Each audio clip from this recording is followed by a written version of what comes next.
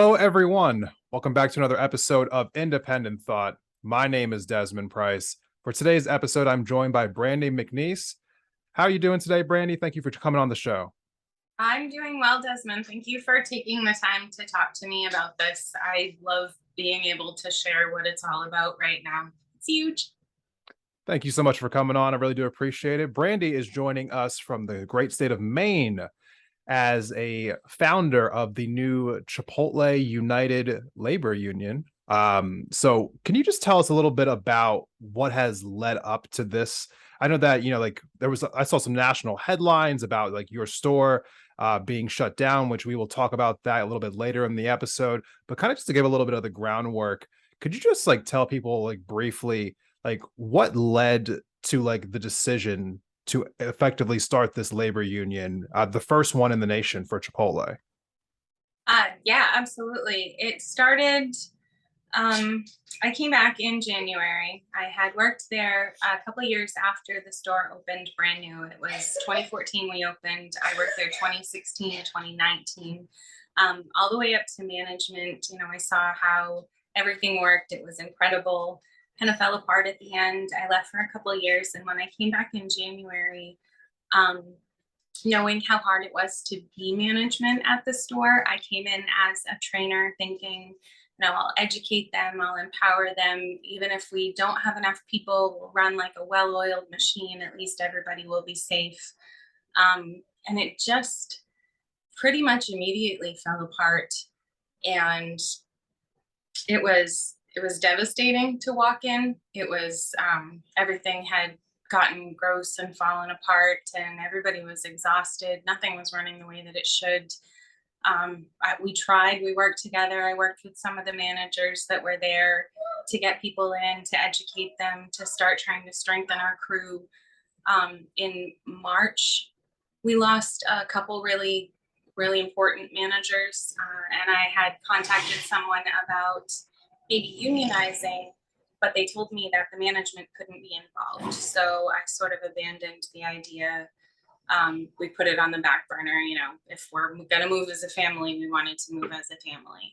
Yeah. But in June, we were forced to keep the store open on a day when we were severely short-staffed.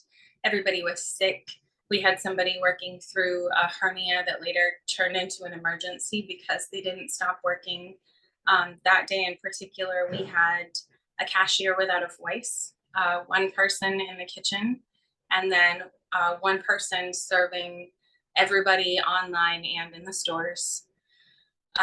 So we realized that there really wasn't any way to do that safely, whether it be running around with, beans that are 175 degrees in a big pot that sloshes around, or trying to cut stuff up so that we can cook it for the customers, and running around with knives.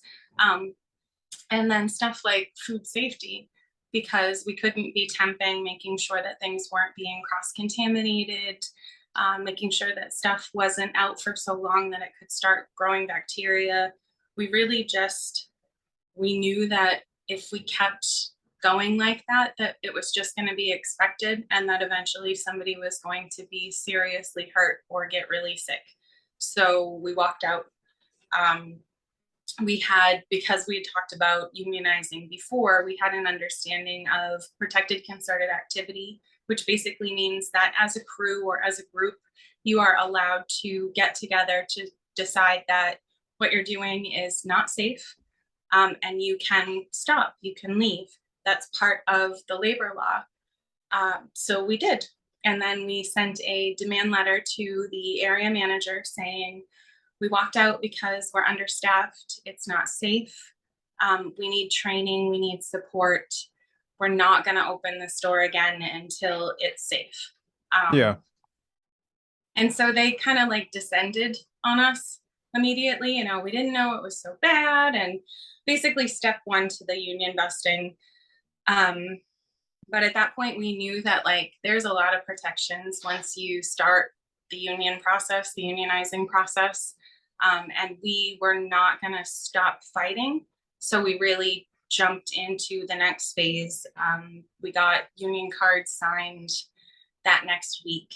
and we filed with 14 out of 18 crew. Oh, Um, okay. signed union cards, yeah, within a week. And actually, we had two more that we just couldn't get to.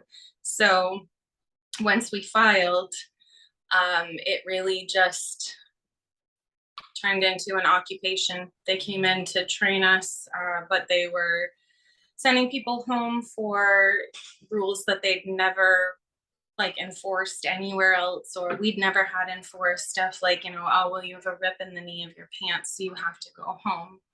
And then when they shut us down 3 weeks later, the severance package that they gave us was based on all of the hours for the last 2 weeks that we had worked there. So essentially, they tried to push us out. They fired a couple people. They cut the hours at the stores. They brought in other crews that we couldn't interact with. And at the end of the day, we were still kicking on the morning of the hearing.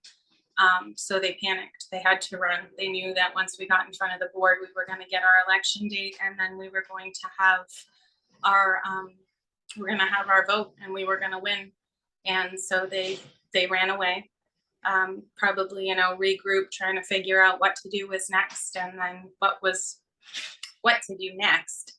And then Michigan came up behind us and just took them by surprise. Like, they were so focused on this tiny little ragtag bunch of weirdos in Maine that the Teamsters just kind of, and yeah, so we were the first to file, and they were the first to elect a union, and it's just caught fire. Yeah, I want to get back to just kind of like talking a little bit more about the conditions working in the store itself before we get a little bit deeper into, the stores being unionized now, because that is a very big deal that that store in Michigan was able to effectively, like form a union. But talking about some of like the conditions in the, in the store itself, like you had mentioned to me in a previous conversation that there was like this system of, I guess, how do we describe it? Like a minute value where you had to get certain tasks done in a certain amount of time, and it was based on the best stores in the country. Can you tell us more about that? So the thing that Chipotle tried to do a couple of years ago was roll out a prep deployment called focused prep. And what they wanted is to have 2 or 3 different crew people working on one task at a time. And the expectation was that each task would take a certain minute value, depending on how many people you had doing it. So when they set the minute value for, say, like a bunch of lettuce, it's 12 minutes if you have 3 people doing it. We would often get stuck on that task alone and still held to that 12 minutes because we had to fit it into the slot. Like, every minute of our morning was planned. Also, the time expectations that they set were based on the best restaurants in the company. Like, they went in and they found, the restaurant with all of the 5-star chefs with the prep skills that they could chop things behind their backs. And they figured out how much time it took them. And then they scheduled people who were brand new, had never had any experience. We're talking like the high school kids that everybody says should, be working at fast food restaurants. Like, they scheduled us so that we had to uphold those time standards with less of us. So we were lifting too much, and stuff was getting warm because it was taking us too long to prep. We were running around with knives trying to, keep up with everything. We're cooking stuff, 2 or 3 batches at a time, which we're not supposed to do, but then the pots are over full. You've got stuff sloshing around, like I said. It just, all of the rushing was so dangerous. And they did that to us by setting these ridiculous expectations that nobody else could achieve. Yeah, no, and I'm sure that other people who've worked in other fast food jobs could probably have very similar stories. I feel like this is a system that we see across the board in a lot of these service industry jobs. But even though so many people have these stories, it still kind of like takes you off guard whenever you hear about them. I know that does for me personally. And I worked at a McDonald's and a Burger King for years, and I've had a lot of these same experiences myself. Can you go a little bit further into some of like the kind of like the safety concerns that you had? I mean, I guess some of the overworking, and you even mentioned the fact that they had like written people up for absences that were even like legitimate. Like it seemed like there was a very toxic culture at this particular store. I wish I could say at this particular store, although I've heard so many stories since we got shut down from people that I've interacted with. It's just been heartbreaking. They really, sorry, in terms of safety stuff, short staffing. I'm sorry, is that what you were asking? Yeah, just anything that comes to mind when it comes to like just feeling unsafe working at the store. Oh my God, yes. That store was so unsafe. So um from day one, I would say, you don't get a lot of training on stuff like even let's start with ergonomics, stuff that you're supposed to know, like how to lift stuff, how to use the ovens, how to temp stuff, how to keep yourself safe with knives and hot things. None of that training happens. It's like, here's your oven mitts, or don't put your hand near that, or careful, these are sharp, and then you go about your business. So the training in general safety is lacking immediately. They also, once they short staff and we have to start running around, there's the food safety, there's the physical safety to us. There's also a lack of consideration for general safety, community safety when it comes to those of us working, because we only had, a few people that would show up for every shift. We had to make sure that we were there for every shift. And that includes, like I said, the hernia that became an emergency situation, people who were getting written up for calling out because they were sick. We had people who got fired because they showed up after one of them had been nauseous with a migraine, because that's always been the expectation. And when corporate came in, they saw that and they fired them, but they didn't hold the same expectation for their trainer. They had a lead trainer that didn't, we had a check-in book that said, we're here, we're not sick, we haven't been sick. And that trainer didn't even sign it for multiple days. But they were able to come in and say, these two people were out because one of them had an allergy to food, certain food, and had a migraine and felt nauseous. And they had to be fired because they came in and weren't following the rules. So they were really arbitrary. Food safety rules were basically just, how do we make it look good? Yeah. So short staffed. There's a temperature log that has to be kept so that we know that, every 4 hours we're making sure that our stuff isn't growing bacteria because it's in that gross zone. And we actually had a manager who was seen forging that book, had to be filling in that book, trying to get out of trouble, was seen by the third-party inspection company that Chipotle hires to make sure that we are following the rules, and was given I know it's really hard here, but you don't have to forge that. I wasn't going to fail you anyway. Wow. Wow. It's I want to say that I'm shocked, but I mean, like, these are stories that I have heard from other fast food industries. I mean, I know I've seen them personally, again, working, and some of these for myself. It's it doesn't take away the fact that, it feels as though like you're being asked to do so much for what ultimately isn't that much pay, and people are being worked to death. And these companies, they swoop in and they just take advantage of people. And we're going to talk more about that in a quick moment. After the break, we're going to come back and we're going to talk more with Brandi about the forming of the union and more on the unfair labor practices that were filed. Stay tuned.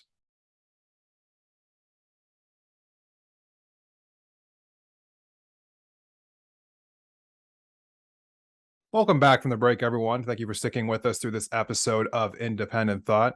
So, Brandon, before we went on, on our break, I was talking about the actual forming of the union. And one of the things I wanted to kind of like come back to a little bit here, was there any fear, I guess, at all about what Chipotle might do leading up to the, like the handing out of the union cards, or thinking about forming a union, or just what was the atmosphere like amongst like your coworkers when you guys were having these first conversations? There were a lot of us, I think, that came into it like, I really hate the way that this is going, and I don't feel like it's right the way that they're treating us, but I don't know what can be done about it. Yeah. Um, some of us were super gung ho. A couple of us said, I don't really want anything to do with that.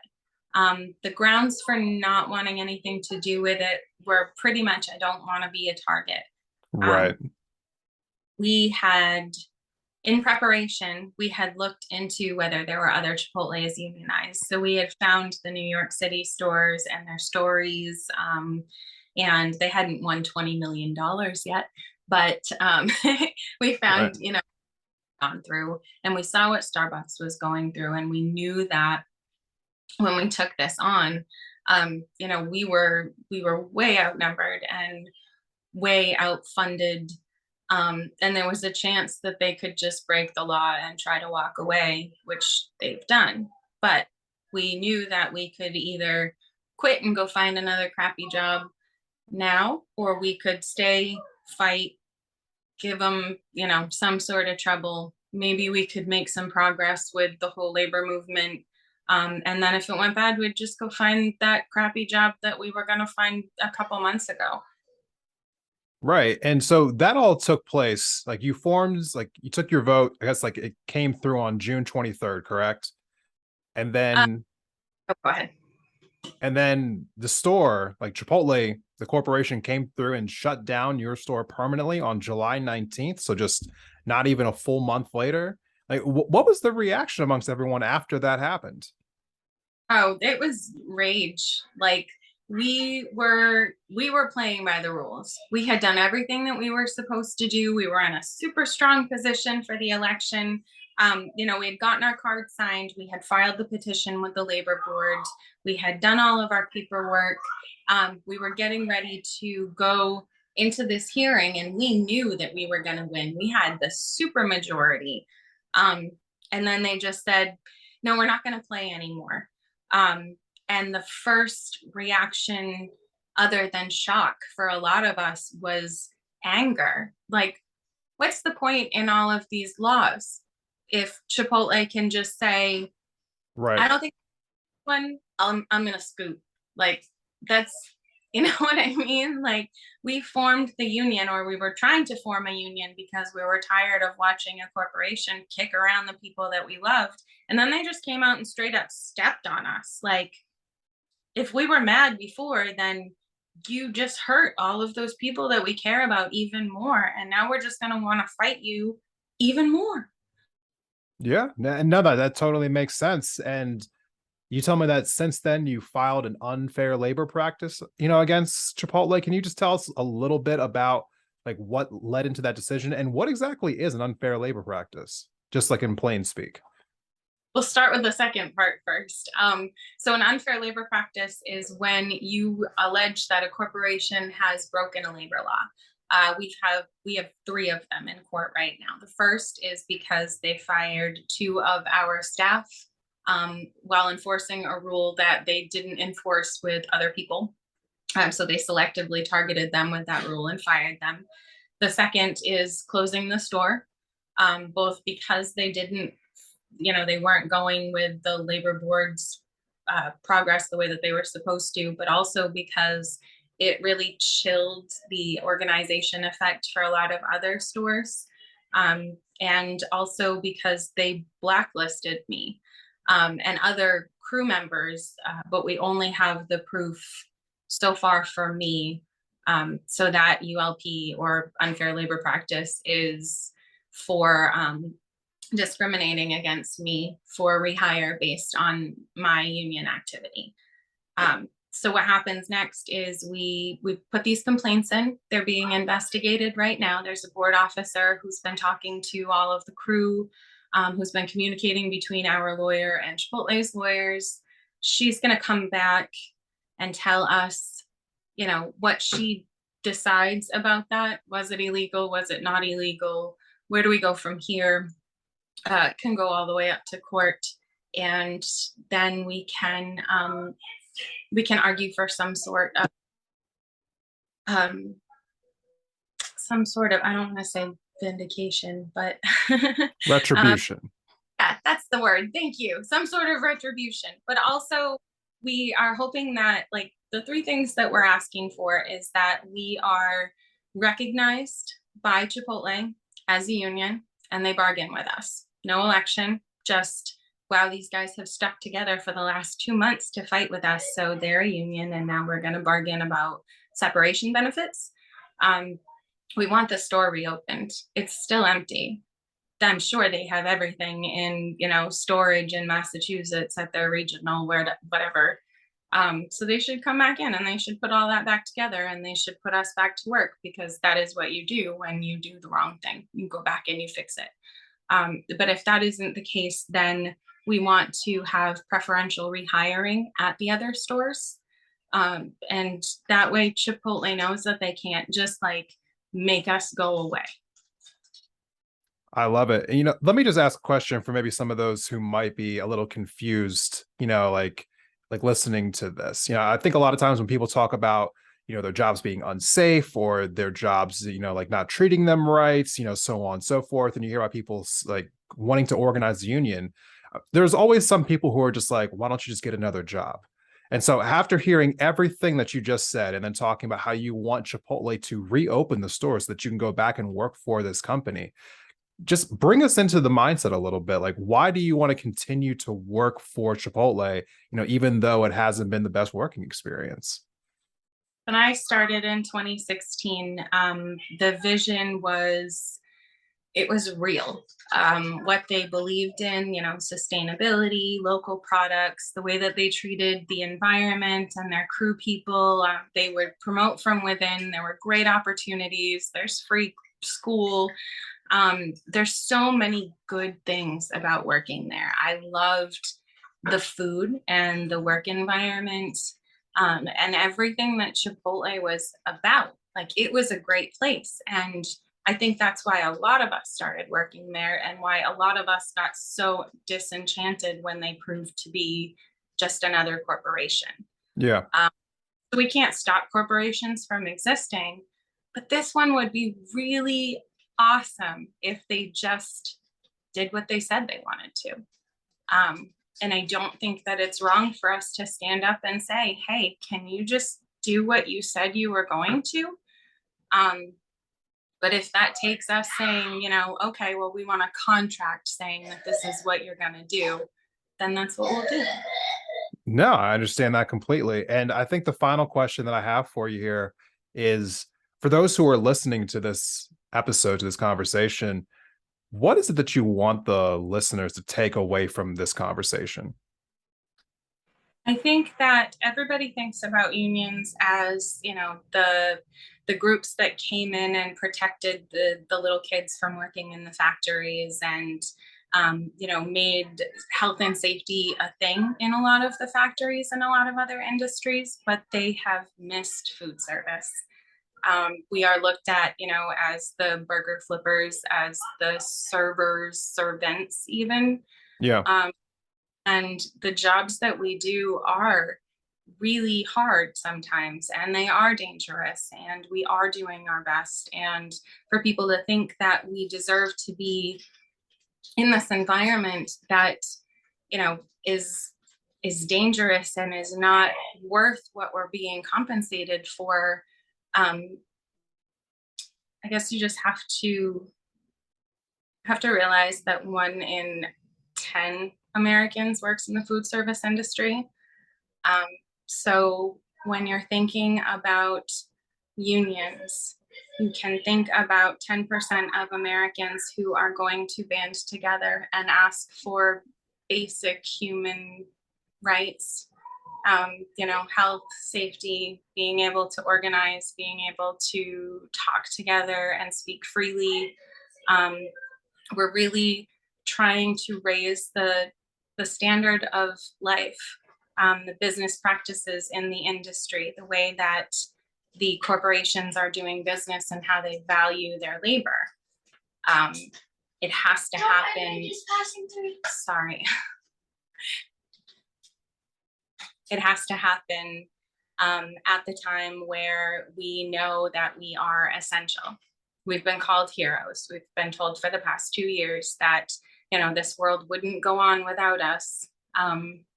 And just because they consider our work, for a luxury now, doesn't mean that it's changed at all. Doesn't mean that we weren't out there fighting and we weren't out there taking care of everybody when everybody else was hiding in their houses. And I think that we should be recognized as a legitimate part of society. It's not a union that's coming in and telling us how to be. The union is the workers. It's us at the organizational level who are standing in the store and saying, hey, I just read the handbook, and can we follow these policies? It's not some outside organization. It's just us getting together as, 1 out of 10 Americans and saying, hey, we're humans too. Yeah. I mean, again, when I worked at, McDonald's, Burger King years ago, there were people in there who were in their 30s, their 40s, their 50s working. For a lot of people, this is their full-time job, like for their adult life. This caricature, I think, that is placed upon some of these food service industry jobs as being just for high school kids or just for people who are going to college. It's so demeaning, and it's not representative of what's really going on in so many food industries, like jobs across the country. Everyone deserves respect. Everyone deserves a safe work environment. Everyone deserves to have a normal schedule, like better pay. These jobs are making crazy amounts of income. They're not paying their workers enough. If people need to have 2 or 3 jobs to survive, then their jobs aren't paying them enough. That's just the end of it, right? I mean, that's how I see it anyway. And so thank you for coming on and talking to us today about this, what's going on with Chipotle, particularly where you're at in Maine. And, again, we wanted to highlight the success of that store over in Michigan and them actually being able to be the first store to unionize. Is there any links that you want to direct people to about how they can keep up with you directly, or any other movements that are going on with Chipotle United? Yeah, absolutely. So the beginning of the Chipotle movement, like I said, started in New York City, and they are a local foreign international union that is working with all of the stores in New York City right now to get unionized. So their link is chipotleunion.org. People can go there to see kind of what Chipotle is willing to let their employees deal with. There's a big long list of all of the reasons that we need those protections and we need a contract to make them take care of us. There's also an initiative in Maine called the Maine Labor Alliance that we've just rolled out. And we put that together because there are a lot of people in the stores, like I was, that said, hey, this is awful. We want to stand up. What can we do? And there really wasn't anybody to help. Unions are so stretched and they're not a big thing anymore. And there weren't the resources out there to educate and to connect me with the people that needed to be around. So what we've done is we've put together a collective where people can call and say, I hate what's happening right now. These people aren't treating me right. How can I fix this? And we will educate you, we'll empower you. We'll get you to a place where you can be running these campaigns in your store and standing up to management and leadership. And hopefully that way we'll see a lot of growth in the industry. And the saying is, as Maine goes, so goes the nation. I'm sure that nobody else is going to agree with that. But it worked as far as filing. So if we can build a really strong service industry labor force in Maine, we really hope to see that take over everywhere. So that's mainelaboralliance.com. Yes, mainelaboralliance.org. That's what it is. And then chipotleunion.org. So you get the background and you get to see what we are up to moving forward to continue the fight. So one of the last things I want to ask you about is in regards to the workers who, are kind of like in this limbo right now. Is there any kind of support that, like you and the rest of your coworkers might need while you're waiting to figure out what happens next, whether the store reopens, so on and so forth? Can you tell us about that? Yeah, actually, the main AFL-CIO, which is kind of the union of unions, has worked with us to set up a solidarity fund through the Eastern Maine Labor Council. They're called Food and Medicine. They're a wonderful organization, and through their work, we are trying to keep everybody paying rent and fed and with car insurance. We're all just trying to stay as available as possible because, like you said, they may open the store. We're hoping that at least we get preferential hiring. There are so many of us that just want to go back to work and want to make that place the place that we want to work at. Um, and at the same time, like being available for hearings and affidavits, and there'll be 10 out of the 18 of us who have testified in front of the board by the time I think we get through the investigations, if not more. Right. So again, we have the solidarity fund. It has helped. I think so far there's been 4 people who have been able to pay their rent so that they can stay in their apartments. We've paid a car payment, an insurance payment, and we've also helped to kind of buffer the severance pay that a lot of people didn't get to be able to bridge themselves between when we lost our jobs back in July and when we figure out what everything is going to boil down to at the end. So thank you for asking about that, and keeping our family safe and healthy has been the number one goal this whole time. So we really want to make sure that everybody has their basic needs met while we keep fighting. Thank you so much, Brandy. I really do appreciate you coming on the show today and telling everyone, about your story and about what it is that you and your coworkers have gone through. And for those who are interested, those links that, she had just mentioned will be in the episode description. So make sure you click on the episode description now. You'll be able to see those links. And for those of you who sat through this entire episode, I really do appreciate you listening to this story. Please share this on social media, Facebook, Instagram, Twitter, TikTok, wherever you spend most of your time. Make sure that you go check out Chipotle United and what they are up to, and all the other great labor unions right now that are trying to organize against several large corporations. Looking at REI, Trader Joe's, Home Depot, Starbucks, of course, the Amazon labor union. So shout outs to all of them for what they're doing, trying to, fight for worker empowerment. Thank you to everyone who listened to this episode. We will see you in the next one.